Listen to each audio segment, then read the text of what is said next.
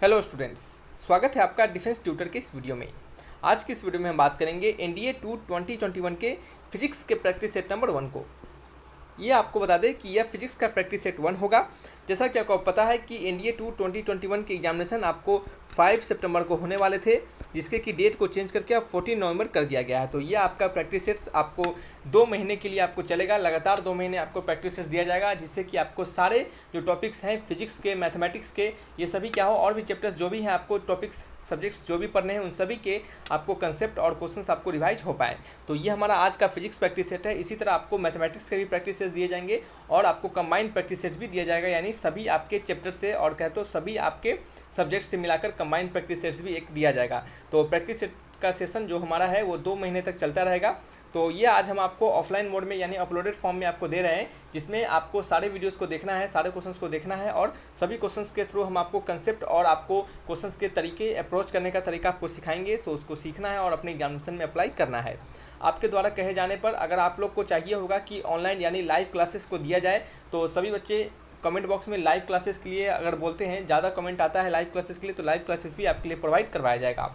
लेकिन कोशिश हमारा भी यह है कि आपको पहला अपलोडेड वीडियो दिया जाए ताकि आप बच्चे सभी लोग इंटरेक्ट हो पाएँ अच्छे से। तो ये फिजिक्स के प्रैक्टिस सेट्स आपके लिए बहुत ही महत्वपूर्ण है और बहुत ही हेल्पफुल है, क्योंकि ये आपके जो एग्जामिनेशन है उनको देखकर, उनको ध्यान में रखकर बनाया जा रहा है। तो ये सभी फिजिक्स के प्रैक्टिस सेट्स आपको, मैथ के प्रैक्टिस सेट्स और सभी आपके सब्जेक्ट के प्रैक्टिस सेट्स कंबाइन आपको प्रैक्टिस सेट्स दिए जाएंगे। सो आपको अब बस 2 महीना मेहनत से लगातार आपको मन लगा के पढ़ाई करने हैं। यदि इस वीडियो के पीडीएफ को डाउनलोड करना होगा आपको, तो डिस्क्रिप्शन बॉक्स में लिंक दे दिए जाएंगे, तो आप लिंक पर क्लिक करके डाउनलोड कर सकते हैं, या फिर आप टेलीग्राम चैनल को ज्वाइन कर लीजिएगा, जिसके की लिंक आपको डिस्क्रिप्शन बॉक्स में दिए जाएंगे और डायरेक्टली आपको टेलीग्राम चैनल पर ही आपको पीडीएफ के लिंक प्रोवाइड करवा दिया जाएगा। तो आइए बढ़ते हैं ज़्यादा देर न करते हुए अपने इस पीडीएफ की ओर। और यदि लाइव वीडियो चाहिए होगा तो कमेंट बॉक्स में लिखिएगा, आपको इसका लाइव भी जरूर प्रोवाइड करवाया जाएगा। तो एक पार्टिकुलर टाइम सभी के द्वारा सजेस्ट करके रखा जाएगा और उसी टाइम पर आपको लाइव सेशन दिया जाएगा। तो नेक्स्ट बढ़ते हैं अपने क्वेश्चन नंबर 1 की ओर। पहला क्वेश्चन आप यहाँ पे देख सकते हैं, यहाँ पे लिखा जा रहा है कि the radius of planet is twice the radius of अर्थ। कहा जा रहा है कि प्लैनेट का जो रेडियस है वो क्या है, ट्वाइस है रेडियस ऑफ अर्थ के, यानी किसी भी प्लैनेट का जो रेडियस है वो क्या है, दुगुना है अर्थ के रेडियस से। तो मान लेते हैं कि जो रेडियस है किसी भी प्लैनेट का, पीछे प्लैनेट मान लेते हैं, वो क्या है 2 टाइम्स ऑफ रेडियस ऑफ अर्थ के।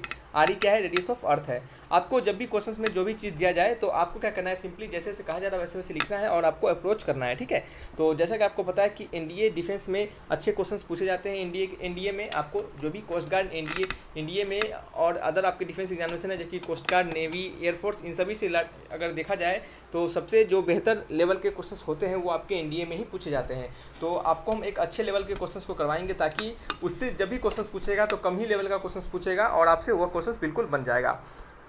जो भी फॉर्मूला, जो भी कंसेप्ट सामने निकल कर आता है उसको आप सीखिए और अपने एग्जामिनेशन में उसको अप्लाई कीजिए। तो क्वेश्चंस को जल्दी से कवर कर लेते हैं। यहाँ पे लिखा जा रहा है कि radius of planet is twice the radius of earth. Radius of planet जो है वो 2 टाइम्स ऑफ रेडियस ऑफ अर्थ के है, ठीक है।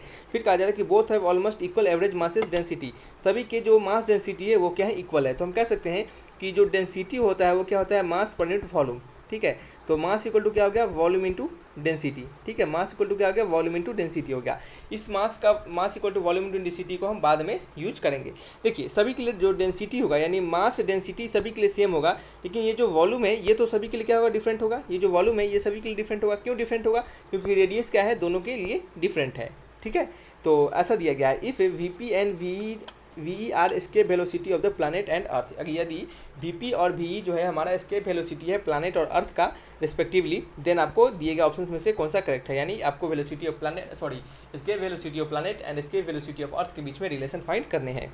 तो जैसा कि आपको पता है कि जो एस्केप वेलोसिटी होता है, ठीक है, एस्केप वेलोसिटी किसे कहते हैं पता होना चाहिए आपको, कि ऐसा वेलोसिटी जिससे कि हम किसी ऑब्जेक्ट को उस पर्टिकुलर वेलोसिटी से अगर प्रोजेक्ट करें तो वो क्या हो जाए, अर्थ के एटमॉस्फेयर से बाहर चला जाए, ठीक है, एस्केप हो जाए अर्थ एटमॉस्फेयर से, उसे हम क्या कहेंगे, एस्केप वेलोसिटी कहेंगे। तो एस्केप वेलोसिटी का आपने फॉर्मूला पढ़ा होगा, ये ग्रेविटेशन का क्वेश्चन है आपका। तो एस्केप वेलोसिटी का फॉर्मूला आपने पढ़ा होगा कि v is equal to root under 2 times of g into mass of earth upon radius of earth. क्या होगा, आपने पढ़ा होगा कि 2 into ji into mass of earth upon radius of earth. आपने ऐसा पढ़ा होगा वेलोसिटी ऑफ एस्केप वेलोसिटी का, ठीक है, अर्थ के लिए एस्केप वेलोसिटी। तो यहाँ पे हम क्या करेंगे, सभी जगह यूज करेंगे। तो यहाँ पे लिखेंगे 2 इंटू जी, तो हमारा कॉन्स्टेंट है तो जी को जी रहने देंगे, और मास ऑफ अर्थ को हम कैसे लिख सकते हैं, मास ऑफ अर्थ को हम volume into earth, volume of earth into density of earth, ठीक है। तो वॉल्यूम ऑफ अर्थ क्या हो जाएगा, वॉल्यूम ऑफ अर्थ हो जाएगा आपका 4/3 4/3 पाई इंटू रेडियस ऑफ अर्थ का क्यू, 4/3 पाई आर क्यू होता है, ठीक है। तो ये आपका वॉल्यूम हो जाएगा, इंटू में आपका क्या है डेंसिटी को हम रो लिखेंगे, अपॉन क्या लिखेंगे नीचे आर ई लिखेंगे। तो एक रेडियस से एक रेडियस आपका कट जाएगा, तो ये आपका नीचे क्या हो जाएगा ऊपर 2 हो जाएगा। तो रेडियस का स्क्वायरिंग है और रूट के अंदर है तो आपका आर बाहर आ जाएगा, तो ये आपका क्या हो जाएगा आपका रेडियस ऑफ अर्थ, और ये आपका हो जाएगा रूट अंडर 4 to 8 इंटू जी, और क्या हो जाएगा आपका ये आपका pi into rho radius of density of earth upon आपका कुछ नहीं, नीचे क्या है आपका अपॉन 3 है, ठीक है। चलिए नीचे 3 हो जाएगा। तो यहाँ से दिख रहा है आपको एस्केप वेलोसिटी का आपको फॉर्मूला क्या मिला, एस्केप वेलोसिटी का आपको मिला कि v = RE into root under 8/3 G pi rho into E, यानी आपका सॉरी रो इंटू ई नहीं रो ई कहने का मतलब डेंसिटी ऑफ अर्थ। तो जैसा कि क्वेश्चन के अनुसार डेंसिटी जो है दोनों के लिए कांस्टेंट है, दोनों के लिए क्या है समान है, इक्वल है। तो ये क्या है दोनों के लिए इक्वल है, तो ये हम इसको मान लेते हैं कांस्टेंट क्वांटिटी, पाई भी एक कांस्टेंट है, जी भी कांस्टेंट है, 8/3 भी कांस्टेंट है। तो यहाँ पे कह सकते हैं कि एस्केप वेलोसिटी जो है यहाँ पे एस्केप वेलोसिटी जो है वो डायरेक्टली प्रोपोर्शनल है रेडियस ऑफ अर्थ के, या फिर हम कह सकते हैं अगर इन जनरल कि जो एस्केप वेलोसिटी है वो क्या है आपके एस्केप वेलोसिटी जो है वो आपको क्या है डायरेक्टली प्रोपोर्शनल है रेडियस के। एस्केप वेलोसिटी क्या हो गया आपका डायरेक्टली प्रोपोर्शनल हो गया आपके रेडियस के, ठीक है, डायरेक्टली प्रोपोर्शनल हो गया आपके रेडियस के। तो यहाँ पे हम लिख सकते हैं कि velocity of escape velocity of planet upon escape velocity of earth is equal to radius of planet upon radius of earth, हम ऐसा लिख सकते हैं। और क्वेश्चन के अकॉर्डिंग रेडियस ऑफ प्लैनेट जो है वो 2 टाइम्स ऑफ रेडियस ऑफ अर्थ के है, तो यहाँ पे लिख सकते हैं 2 times of radius of earth upon radius of अर्थ। ये रेडियस ऑफ अर्थ से रेडियस ऑफ अर्थ कट गया, यानी velocity of escape velocity of planet is equal to 2 times of escape velocity of earth. तो इसका आंसर क्या हो जाएगा Vp is equal to 2 times of Ve। Option match कर लेंगे, ऑप्शन कौन सा है Vp is equal to 2 times of Ve, option number C is the correct answer. देखिए ये क्वेश्चन को हमने आपको बताया है अच्छे से, इसका आंसर इसमें समय लगा है, नहीं तो ये क्वेश्चन आपको विदिन आप 1 मिनट के अंदर क्वेश्चन को बिल्कुल बना सकते हैं। वहाँ पे आपको क्वेश्चन बनाने के लिए समय दिए जाते हैं अच्छे खासे, 1.5 से 2 मिनट के आसपास आपको समय होते हैं। सो आप जितना ज़्यादा हो सके समय को बचाइए ताकि आप अदर्स जो सब्जेक्ट हैं उसमें आप लगा सकें, जो आपके वीक पोर्शन है आप उसमें अपने समय को यूटिलाइज कर सके, ठीक है। तो आपको आंसर समझ में आ चुके होंगे। नेक्स्ट क्वेश्चन की ओर बढ़ते हैं। क्वेश्चन नंबर 2 है। नंबर 2 में क्या लिखा जा रहा है कि escape velocity of a body on the surface of earth is 11.2 kilometre per second. कहा जा रहा है कि एस्केप वेलोसिटी किसी बॉडी का सरफेस ऑफ अर्थ यानी अर्थ के सरफेस पे कितना है 11.2 किलोमीटर पर सेकेंड है। ऐसे भी एस्केप वेलोसिटी जो होता है वो अर्थ सरफेस का कितना होता है आपका 11.2 किलोमीटर पर सेकेंड होता है, ठीक है। क्वेश्चन के अकॉर्डिंग कहा जा रहा है कि if the earth mass increases to twice its present value, यदि अर्थ के मास को यानी मास ऑफ अर्थ को क्या कर दिया जाए इंक्रीज कर दिया रहा है दोगुना, ठीक है, 2 times of mass of present value यानी पहले वाले अर्थ के मास के दोगुना कर दिया जा रहा है। तो नया मास ऑफ अर्थ क्या हो गया आपका 2 टाइम्स ऑफ एम हो गया। देन फिर कहा जा रहा है and radius of earth becomes half, और नया जो रेडियस हो गया अर्थ का वो क्या हो गया आपका पहले वाले अर्थ के रेडियस के हाफ हो गया, ठीक है। तो कहा जा रहा है कि एस्केप वेलोसिटी कैसा हो जाएगा। तो आपने एस्केप वेलोसिटी का फॉर्मूला पढ़ा है अभी तुरंत, वो क्या होता है √2 इंटू जी into M E upon R E, ठीक है। ये आपका पुराने वाला वेलोसिटी हो गया, एस्केप वेलोसिटी हो गया, और इसका वैल्यू आपको कितना दिया जा रहा है 11.2 किलोमीटर पर सेकेंड आपको दिया जा रहा है, ठीक है। ऐसा आपको दिया जा रहा है, इसके वेलोसिटी का वैल्यू दिया जा रहा है, यानी ये आपका जो है वो इसके बराबर दिया जा रहा है, ठीक है। तो क्वेश्चन के अकॉर्डिंग जो नया इसके वेलोसिटी होगा जिसे कि हम वी डैश लिखेंगे वो क्या हो जाएगा आपका √2 into ji into mass of earth यानी नया mass upon radius of earth यानी नया रेडियस, ठीक है। तो √2 into ji mass of earth क्या है आपका 2 टाइम्स ऑफ एम ई है अपॉन रेडियस ऑफ अर्थ क्या है आर ई डैश क्या है आपका RE/2 है। तो यहाँ पे देख सकते हैं ये 2 और ये 2 क्या हो गया ऊपर चला गया, तो ये √4 आ गया, तो 4 से 2 आपका बाहर आ गया, और यहाँ पे बच जाएगा सिंपली आपका √2 G M E upon R E, ठीक है, जो कि आपका इसके बराबर है। तो इसका वैल्यू कितना है आपका 11.2 है, ठीक है, 11.2 है। तो 11.2 इंटू 2 कितना होगा आपका, ये आपका हो जाएगा 22.4 किलोमीटर प्रति सेकेंड, ठीक है, 22.4 किलोमीटर प्रति सेकेंड यानी पर सेकेंड। ये आपका क्या हो जाएगा आपका नया एस्केप वेलोसिटी हो जाएगा, ठीक है। यहाँ पे मार्कर नहीं चल पा रहा है, तो आंसर मैच कर लीजिएगा। ऑप्शन नंबर क्या है B is the correct answer. तो ये क्या है बहुत ही सिंपल क्वेश्चन था। नेक्स्ट क्वेश्चन के ऊपर बढ़ते हैं। क्वेश्चन नंबर 3 है। इसमें क्या लिखा जा रहा है कि a particle of mass m throw upward with the surface of earth, एक पार्टिकल जिसका मास m है जिसे कि क्या है अर्थ के सरफेस से ऊपर की ओर फेंका जा रहा है विथ अ वेलोसिटी u, कितने u वेलोसिटी से। कहा जा रहा है कि the mass and the radius of earth are respectively m and r, जो मास है और रेडियस है अर्थ के वो है m एंड r, वो हमें दिया जा रहा है। क्वेश्चन में कहा जा रहा है नेक्स्ट कि g is gravitational constant and capital G is gravitational constant, capital G gravitational constant होता है, ये सबको पता है, एंड स्मॉल g क्या है आपका एक्सेशन ड्यू टू ग्रेविटी, ठीक है, कोई बात नहीं। फिर नेक्स्ट कहा जा रहा है कि द सरफेस ऑफ, ठीक है, acceleration due to gravity on the surface of earth. Next कहा जा रहा है कि the minimum value of u the minimum value of u so that the particle does not return back to the earth. यानी किस minimum velocity you से हम फेंकेंगे कि पार्टिकल हमारा अर्थ की तरफ रिटर्न न हो जाए। यानी कहने का मतलब सिंपली यहाँ पे हमें कहा जा रहा है, हमें ये बुर्बक बनाया जा रहा है क्वेश्चन को देखकर, हमें यहाँ पे सिंपली कहा जा रहा है कि आपको एस्केप वेलोसिटी से फेंक देना है। सिंपली एस्केप वेलोसिटी से फेंकेंगे तभी तो वो क्या होगा, अर्थ सरफेस पे दोबारा रिटर्न नहीं आएगा। यानी यू जो होगा वो आपका किसके बराबर होगा, ये एस्केप वेलोसिटी के बराबर होगा। और एस्केप वेलोसिटी को लिखने का तरीका होता है 2 times of G into R, या फिर आप लिख सकते हैं कैपिटल जी के फॉर्म में अगर लिखे तो 2 इंटू जी एम, क्या लिख सकते हैं 2 into ji into M mass of earth upon radius of earth. ठीक है, ये आपका वैल्यू होता है। तो यानी 2 जी एम अपॉन आर, या फिर लिखिएगा 2 इंटू जी इंटू एम अपॉन आर। ये दोनों में से किसी भी एक वैल्यू को आप लिख सकते हैं, ये आपका आंसर करेक्ट हो जाएगा। तो आंसर मैच कीजिएगा 2 जी एम अपॉन आर, यानी ऑप्शन नंबर क्या है, A is the correct answer. ठीक है, यदि आपको ऑप्शन में √2 स्मॉल जी के टर्म में दिया रहता तो √2 जी आर हो जाता। ठीक है, आपको अगर पता होना चाहिए कि कैपिटल जी और स्मॉल जी के बीच में जो रिलेशन होता है वो क्या होता है, स्मॉल जी जो होता है, स्मॉल जी होता है वो जो इक्वल होता है किसके, आपके capital G into M upon R square के इक्वल होता है। ठीक है, तो ये रिलेशन आपको याद रखना है, ये बहुत जगह आपको काम आएगा। नेक्स्ट क्वेश्चन है आपका क्वेश्चन नंबर 4 में लिखा जा रहा है कि if the gravitational force between 2 object were proportional to 1 upon R and not as 1 upon R square. कहा जा रहा है कि जो ग्रेविटेशनल फोर्स है किसी भी 2 ऑब्जेक्ट के बीच का वो प्रोपोर्शनल है 1 अपॉन आर के, यानी एफ जो है वो क्या है, प्रोपोर्शनल है 1 अपॉन आर के। जबकि आपने पढ़ा होगा कि एफ जो होता है वो प्रोपोर्शनल होता है 1 अपॉन आर स्क्वायर के, लेकिन यहाँ पे कहा जा रहा है कि not as 1 upon R square, यानी 1 अपॉन आर के प्रोपोर्शनल नहीं है। ठीक है, 1 अपॉन आर के प्रोपोर्शनल नहीं है, वो किसके प्रोपोर्शनल है, 1 अपॉन आर स्क्वायर के प्रोपोर्शनल नहीं है, वो किसके प्रोपोर्शनल है, वो 1 अपॉन आर के प्रोपोर्शनल है। तो हमने ऐसा किया, तो अगर प्रोपोर्शनलिटी कांस्टेंट को हटाएंगे तो मान लेते हैं कि ये आपका के आ रहा है, तो हम इसे लिखेंगे के अपॉन आर। ठीक है, तो फिर कहा जा रहा है कि where R is separation between them, R क्या है उनके बीच का सेपरेशन है, बिल्कुल ठीक है। Then the particle in circular orbit under such a force would have its orbital velocity V proportional to. कहा जा रहा है कि इसी फोर्स से यानी एफ जो फोर्स आया है, यानी के अपॉन आर जो फोर्स आया है, अगर इसी फोर्स से हम क्या करते हैं, किसी ऑब्जेक्ट को सर्कुलर ऑर्बिट में क्या करते हैं, मूव करवाते हैं, तो उसका जो स्पीड होगा वह किसके प्रोपोर्शनल होगा। तो आपने पढ़ा होगा कि जो सर्कुलर मोशन में, यानी किसी भी सर्कुलर मोशन में हम किसी बॉडी को अगर मूव करवाते हैं तो उसका जो फोर्स लगता है, सेंट्रीपिटल फोर्स लगता है, वो क्या होता है आपका mv² अपॉन आर के बराबर होता है। ठीक है, तो यहाँ से आप देखिएगा कि ये फोर्स हमने mv² अपॉन आर के बराबर कर दिया, तो यहाँ से आर से ये आर कट गया, तो ये हमारा हो गया k is equal to mv², तो v square is equal to क्या आ गया, k अपॉन m, तो v इज इक्वल टू क्या आ गया आपका √k अपॉन m।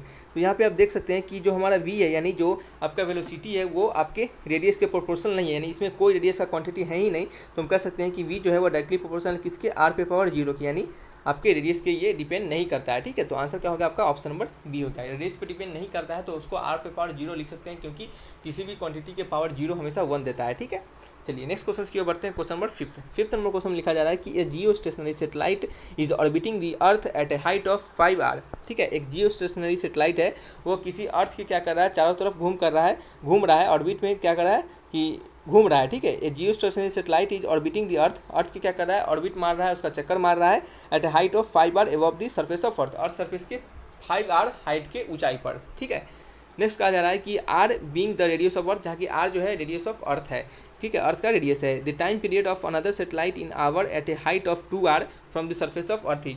तो कहा जा रहा है कि आपको टाइम पीरियड बताना है अनदर सेटेलाइट का, किसी अनदर सेटेलाइट का टाइम पीरियड बताना है अगर वह सेटेलाइट अर्थ सरफेस के क्या है, अर्थ के सरफेस से 2 आर हाइट पर मूव कर रहा हो, जहाँ की आर क्या है आपका रेडियस ऑफ अर्थ होगा। ठीक है, तो कैसे इस फाइंड को, आप इस क्वेश्चन को कैसे फाइंड कीजिएगा, क्वेश्चन को फिर से सुनिएगा कि एक आपका जियो स्टेशनरी सेटेलाइट है। ठीक है, जो कि क्या हो रहा है आपका अर्थ सरफेस से 5 आर ऊंचाई पर 5 आर हाइट पर क्या कर रहा है, वो मूव कर रहा है। और कोई क्या कहा जा रहा है आपसे नेक्स्ट की आपको उस सेटेलाइट का टाइम पीरियड बताना है जो सेटेलाइट जो है वो अर्थ सरफेस पे 2 आर हाइट पर मूव कर रहा है, यानी अर्थ सरफेस के 2 आर हाइट पर क्या कर रहा है, वो आपका ऑर्बिटिंग कर रहा है। ठीक है, तो कैसे फाइंड कीजिएगा, उसका टाइम पीरियड कैसे निकालिएगा। तो आपने पढ़ा होगा एक केपलर्स लॉ, क्या है आपने केपलर्स लॉ पढ़ा होगा, तो हम यहाँ पे लिखेंगे केपलर्स लॉ के अनुसार। ठीक है, केपलर्स लॉ के अनुसार, ठीक है, केपलर्स लॉ के अनुसार आपने पढ़ा होगा कि टाइम पीरियड का स्क्वायर जो होता है वो क्या होता है, डायरेक्टली प्रोपोर्शनल होता है आर के क्यूब के। ठीक है, टाइम पीरियड का जो स्क्वायर होता है वो आपका डायरेक्टली प्रोपोर्शनल होता है आर के क्यूब के। ठीक है, तो टाइम पीरियड ऑफ स्क्वायर क्या है, is directly proportional to R cube. ठीक है, तो यहाँ पे हम लिखेंगे कि T1 square upon T2 square is equal to क्या हो जाएगा, R1 का क्यूब अपॉन R2 का क्यूब। हम ऐसा लिख सकते हैं T2 का स्क्वायर अपॉन T1 का स्क्वायर, T1 का स्क्वायर अपॉन T2 का स्क्वायर इक्वल टू R1 का क्यूब अपॉन R2 का क्यूब। ठीक है, हमने इसको ऐसा लिखा। तो यहाँ से हम देखें कि T1 का स्क्वायर अपॉन T2 का स्क्वायर इक्वल टू R1, क्या है हमारा R1 क्या होगा हमारा, अगर हम अर्थ सरफेस पे कर ले, ठीक है, पहले वाले को क्या करें, हमारा 5r हाइट से मूव कर रहा है, तो अगर हम अर्थ सरफेस से कितना 5r हाइट पे, तो हो जा रहा है कि geostationary satellite is orbiting the earth at height of 5r above the earth surface पे 5r ऊंचाई पर, अर्थ सरफेस से कितना 5r ऊंचाई पर क्या कर रहा है, वो मूव आपका कर रहा है। ठीक है, तो हम अर्थ के क्या करेंगे, हम जो आपका रेडियस लेंगे यहाँ पे, हम ये आपका आर जो है वो अर्थ के सेंटर से उठाएंगे। तो अर्थ के सेंटर से अगर हम उठाते हैं रेडियस को, तो अर्थ के सरफेस से 5r और अर्थ के सेंटर से r, ठीक है, सरफेस तक, अर्थ के जैसे ये अर्थ है आपके यहाँ सेंटर है, तो इसके सेंटर से सरफेस तक r होगा और यहाँ से आपका 5r होगा, तो टोटल डिस्टेंस क्या हो जाएगा आपका 6r हो जाएगा। ठीक है, तो हम ऐसा कर रहे हैं। ठीक है, तो यहाँ पे हम क्या करेंगे 6r डिस्टेंस को लेंगे, यहाँ पे हम क्या करेंगे 6r डिस्टेंस को लेंगे। तो यहाँ पे हमने क्या किया, r के जगह पे R1 के जगह पे 6r हमने लिखा, तो यहाँ पे 6r का होल स्क्वायर नहीं होल क्यूब, 6r का क्या हो जाएगा आपका होल क्यूब हो जाएगा। नीचे क्या हो जाएगा, ये आपका R2 का वैल्यू कितना हो जाएगा 2r है, हम लेंगे सेंटर से, तो ये आपका 3r का होल क्यूब हो जाएगा। ठीक है, तो यहाँ पे आपका कट जाएगा और कितना हो जाएगा आपका, ये 2 टाइम्स कटेगा, तो 2 का क्यूब कितना आएगा 8 आ जाएगा। ठीक है, और ये T1 क्या है आपका, T1 आपका जियोस्टेशनरी सैटेलाइट है, और जियोस्टेशनरी सैटेलाइट का जो टाइम पीरियड होता है वो कितना होता है 24 होता है, 24 आवर होता है। ठीक है, तो जियोस्टेशनरी सैटेलाइट का आपको टाइम पीरियड पता है कितना होता है 24 आवर होता है, तो हम T1 के जगह पे क्या लिख देंगे 24 लिख देंगे, T1 के जगह पे क्या लिख देंगे हम 24 लिख देंगे। तो ये आपका 24 इंटू 24 अपॉन क्या हो जाएगा T2 का स्क्वायर हो जाएगा, इक्वल टू किसके बराबर है 8 के, तो T2 स्क्वायर इक्वल टू किसके बराबर हो गया आपका 24 इंटू 24 अपॉन 8, ये आपका हो गया। तो यहाँ से T2 का वैल्यू निकाल लीजिए, तो यहाँ से T2 का वैल्यू निकालिएगा तो क्या आ जाएगा आपका 6√2 आ जाएगा। तो ऑप्शन मैच करेंगे, option number C is the correct answer. ठीक है, देख सकते हैं यहाँ से 2 से 3 लाइन का ये क्वेश्चन है, लेकिन अगर आपको समझ में नहीं आएगा तो इस क्वेश्चन को आप बिल्कुल नहीं बना पाइएगा। सबसे पहले तो केपलर्स लॉ पता होना चाहिए, टाइम पीरियड और रेडियस के बीच का रिलेशन, वहाँ से आपको रिलेशन में आपको पता होगा, तो आप ये पहले निकालिएगा। फिर आपको जियोस्टेशनरी सैटेलाइट का टाइम पीरियड पता होना चाहिए, जियोस्टेशनरी सैटेलाइट का टाइम पीरियड क्या होता है 24 घंटा होता है। ठीक है, तो हम यहाँ पे 24 लिखेंगे, तो सिंपल आपको यहाँ से कैलकुलेट कर लेंगे, हमारा आंसर आ जाएगा। नेक्स्ट क्वेश्चन की ओर बढ़ते हैं। क्वेश्चन नंबर क्या है हमारा 6 नंबर क्वेश्चन लिखा जा रहा है कि 2 astronaut are floating in gravitational free space. दो एस्ट्रोनॉट जो है वो क्या आ रहे हैं, फ्लोट कर रहे हैं किसी ग्रेविटेशनल फ्री स्पेस में। ठीक है, आफ्टर हैविंग लॉस्ट कॉन्टेक्ट, वो लॉस्ट एक दूसरे से क्या करते हैं, after having lost contact loss करने के कारण विथ देयर स्पेस शिप, वो अपने स्पेस शिप से कॉन्टेक्ट लॉस करने के कारण क्या होता है उनका, फिर कहा जा रहा है कि द टू विल, तो वो जो दो होंगे वो क्या होंगे, वो दो क्या करेंगे। ठीक है, नेक्स्ट आपको बताना है कि वो दो मूव टुवार्ड्स ईच अदर, एक दूसरे की तरफ मूव करेंगे, move away from each other, एक दूसरे से बाहर जाएंगे, बिकेम स्टेशनरी रहेंगे, keep floating at the same distance between them, क्या करेंगे वो आपका फ्लोटिंग करते रहेंगे और उनका बीच का जो डिस्टेंस रहेगा वो क्या रहेगा आपका कांस्टेंट रहेगा। ठीक है, तो इस क्वेश्चन को समझिएगा। कहा जा रहा है कि जब से जो एस्ट्रोनॉट है वो अपने क्या कर रहे हैं स्पेस शिप से क्या कर रहे हैं, वो कॉन्टेक्ट लूज़ करते रहे हैं, तो क्या होगा, तो देखिए जैसे ही आपके जो एस्ट्रोनॉट होंगे वो उनका कंडीशन जो हो जाएगा, जैसे ही वो आपके लॉस्ट करेंगे कॉन्टेक्ट, तो उनका जो स्पेस शिप से, तो उनका कंडीशन जो होगा वो कैसा हो जाएगा, वेटलेसनेस का कंडीशन हो जाएगा। कैसा हो जाएगा, वेटलेसनेस का, उनको कोई भारी महसूस नहीं होगा। ठीक है, स्पेस में तो कोई ग्रेविटी लगता नहीं है, तो क्या होगा वो आपके वेटलेसनेस फील करेंगे, और जिससे कि क्या हो जाएगा जो ग्रेविटेशनल फोर्स लगेगा उनके बीच का, ठीक है, और जो ग्रेविटेशनल फोर्स होगा उनके बीच का, वो क्या रहेगा आपको एक दूसरे को क्या करेगा, पुल करके रखेगा, क्या करेगा एक दूसरे को पुल करके रखेगा एक दूसरे की तरफ। ठीक है, तो हम कह सकते हैं यहाँ पे कि एस्ट्रोनॉट जो होगा वो क्या करेंगे, move towards each other under mutual gravitational force, यानी क्या करेंगे वो दोनों एक दूसरे की तरफ मूव करेंगे। ठीक है, अंदर किसके अंदर, वो म्यूचुअल ग्रेविटेशनल फोर्स के अकॉर्डिंग वो क्या करेंगे एक दूसरे की तरफ मूव करेंगे, तो क्या हो जाएगा मूव टुवार्ड्स ईच अदर। ठीक है, एक दूसरे की तरफ मूव करेंगे, तो इसका आंसर होगा आपका ऑप्शन नंबर ए हो जाएगा। नेक्स्ट क्वेश्चन आपका क्वेश्चन नंबर 7 में लिखा जा रहा है कि the figure shown elliptical orbit of a planet M about the sun S the shade area SCD is twice the shade area SAB। ठीक है, जो शेड एरिया SCD है, SCD जो शेड एरिया है इसको हम A1 मान लेते हैं, और जो SAB, ठीक है, SAB जो एरिया है उसको हम क्या करते हैं, इसको हम A2 मान लेते हैं। तो कहा जा रहा है कि A1 जो है वो क्या है 2 टाइम्स ऑफ A2 है क्वेश्चंस के अकॉर्डिंग। तो नेक्स्ट कहा जा रहा है कि if T1 is the time for planet to move from C to D, अगर T1 टाइम लग रहा है किसी प्लैनेट को C से D मूव करने में, तो यहाँ पे T1 टाइम लग रहा है, और T2 टाइम लग रहा है A से B मूव करने में, तो यहाँ पे टाइम कितना लग रहा है, यहाँ पे टाइम लग रहा है T2। तो कहा जा रहा है कि T1 और T2 के बीच रिलेशन क्या होगा। ठीक है, तो यहाँ पे भी हम क्या करेंगे केपलर्स के रूल को लगाएंगे। केपलर्स के रूल के अकॉर्डिंग आपने पढ़ा होगा कि केपलर्स लॉ केप्लर्स लॉ के अकॉर्डिंग आपने क्या पढ़ा है कि जो एरियल वेलोसिटी होता है किसी भी प्लैनेट का, कहता है एरियल वेलोसिटी जो होता है किसी भी प्लैनेट का सन के अराउंड क्या होता है, वो हमेशा कांस्टेंट होता है। तो यहाँ पे लिखेंगे केप्लर्स लॉ के अकॉर्डिंग जो एरियल वेलोसिटी होता है, एरियल वेलोसिटी, ठीक है, केप्लर्स लॉ जो होता है उससे रिलेटेड हमेशा क्वेश्चन आते हैं, तो ये आपके लिए इंपॉर्टेंट है, ठीक है। तो उसको थोड़ा ध्यानपूर्वक पढ़िए। इसको हमने 2 लॉ तो यहाँ पे अभी तक ही सिखा दिया हमने, एक तो ये आपका एरियल वेलोसिटी वाला लॉ और एक हमने आपको टाइम पीरियड वाला लॉ सिखा दिया है, ठीक है। तो एरियल वेलोसिटी जो होता है, areal velocity of a planet लिख लीजिएगा आप, areal velocity of planet around the sun, around the sun always क्या होगा, रिमेन्स कांस्टेंट, ठीक है। Areal velocity of planet around the sun, sum नहीं sun, areal velocity of planet around the sun always remains constant, ठीक है।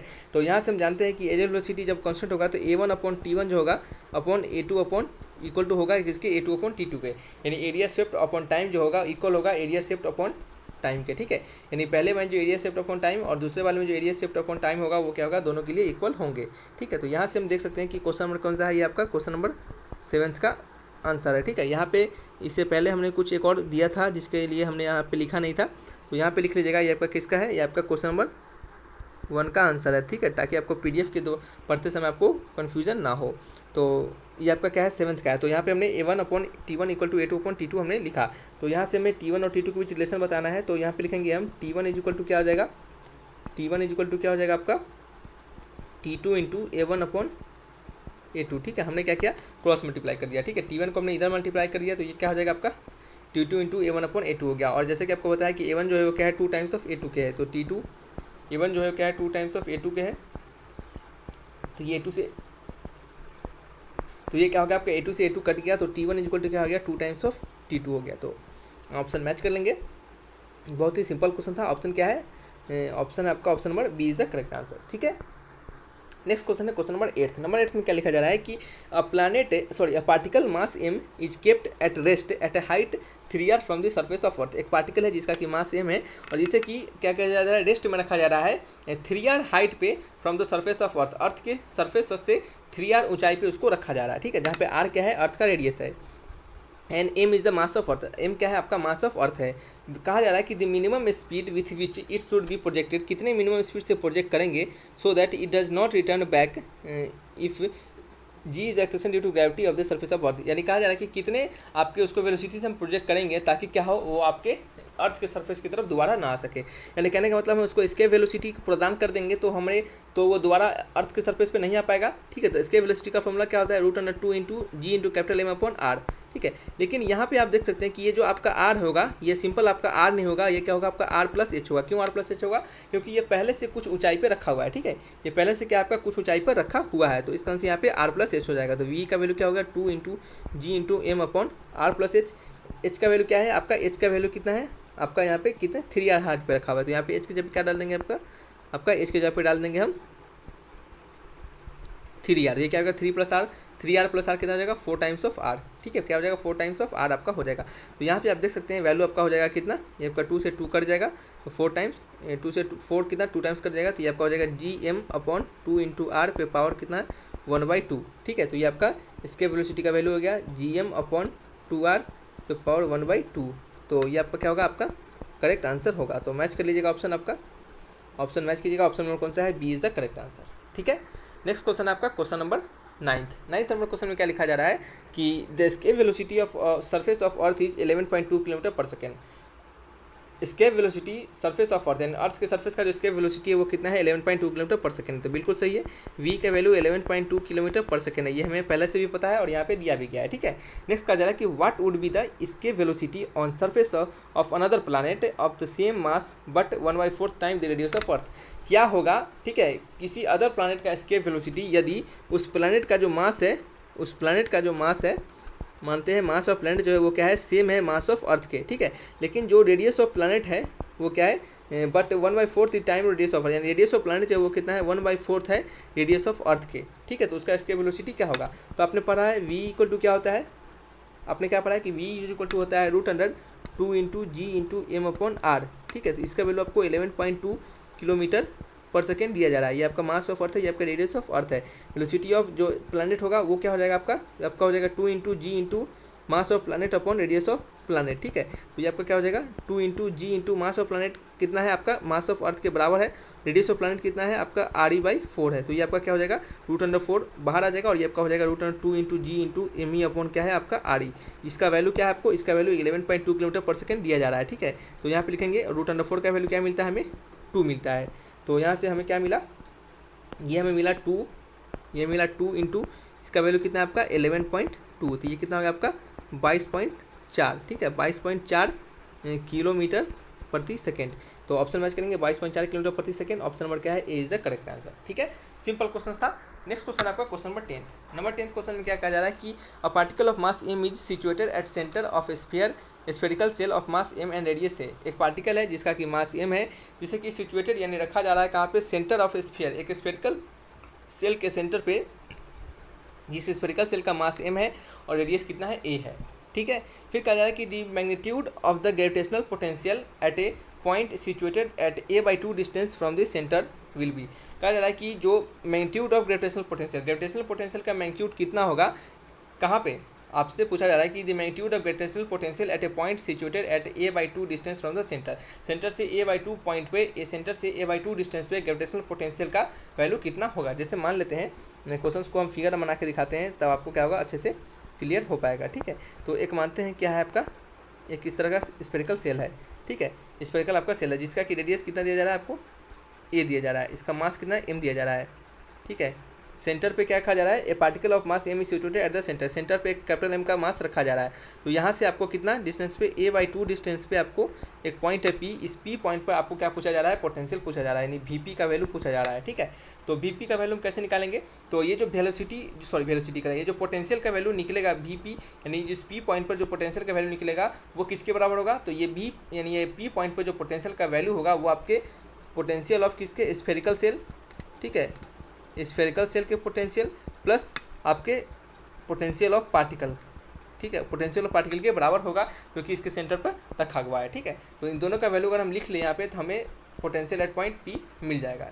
तो spherical shell का potential क्या होगा, तो स्फेरिकल सेल का पोटेंशियल क्या होता है, पोटेंशियल का वैल्यू क्या होता है, पोटेंशियल का वैल्यू होता है G/m/r, ठीक है। तो G/m/r का वैल्यू कितना होगा आपका, ये आपका a इसके लिए r का वैल्यू होगा, तो यानी ये कहाँ पे हो गया, यहाँ पे a हो गया, प्लस वेलोसिटी ऑफ पार्टिकल, उस पार्टिकल का आपका वेलोसिटी बोल रहे हैं, पोटेंशियल ऑफ पार्टिकल, उस पार्टिकल का पोटेंशियल क्या हो जाएगा, तो उस पार्टिकल का पोटेंशियल क्या हो जाएगा बताइए, उस पार्टिकल का पोटेंशियल हो जाएगा G/m/a/2, क्या होगा G/m/a/2। देखिए ये G/m, यहाँ पे जो पार्टिकल रखा हुआ है हम समझ सकते हैं कि जो स्फेरिकल सेल है, स्फेरिकल सेल यही है आपका, ठीक है। स्फेरिकल सेल का मास m है, उसका आपका रेडियस a है, तो आपका इसका क्या हो जाएगा आपका, ये जो आपका इसका जो कह सकते हैं कि पोटेंशियल हो गया वो क्या हो गया G/m/a हो गया, ठीक है। ये जो छोटा वाला मास है इसका तो सेंटर पे ही रखा गया है, तो इसका तो बात ही खत्म हो गया, ठीक है। और ये जो पोटेंशियल पार्टिकल का है जिसका यहाँ पे Vp जो है आपका वो कितना है, a/2 डिस्टेंस पे, तो यहाँ पे लिखे हम G/m/a/2, ठीक है। यहाँ से इसको सॉल्व करेंगे, यहाँ क्या करेंगे, इसको सॉल्व करेंगे तो वैल्यू कितना आ जाएगा आपका, वैल्यू आ जाएगा 3 into ji into capital M upon a, क्या आ जाएगा 3 into ji into capital M upon a. तो Vp का वैल्यू यानी पोटेंशियल एट पॉइंट P का वैल्यू कितना हो जाएगा आपका, ये आपका हो जाएगा option number B is the correct answer, ठीक है। तो अब आपको शायद डाउट नहीं रहा होगा, ये क्वेश्चन हमने आपको जो बताया है और जितने भी क्वेश्चन हमने दिया है वो सभी क्वेश्चन आपके इंपॉर्टेंट है आपके एग्जामिनेशन के लिए, और सभी से एक अच्छे आपको कह सकते हैं कि क्वालिटी का क्वेश्चन हमने दिया है, और अच्छे क्वेश्चन में आपको थोड़ा कंसेप्ट वहाँ पे छुपा रहता है। तो जो भी कंसेप्ट आपको सिखाया गया उस कंसेप्ट को आप जरूर देखिए, और डाउट होता है तो कमेंट बॉक्स में लिखिए, और सारे कंसेप्ट सारे फार्मूला आपको रिवाइज यहाँ पे करवा दिए जाएंगे, सो टेंशन लेने की बिल्कुल जरूरत नहीं है। तो रखते हैं इस वीडियो को यहीं पे, thanks for watching my video, तब तक के लिए बाय बाय।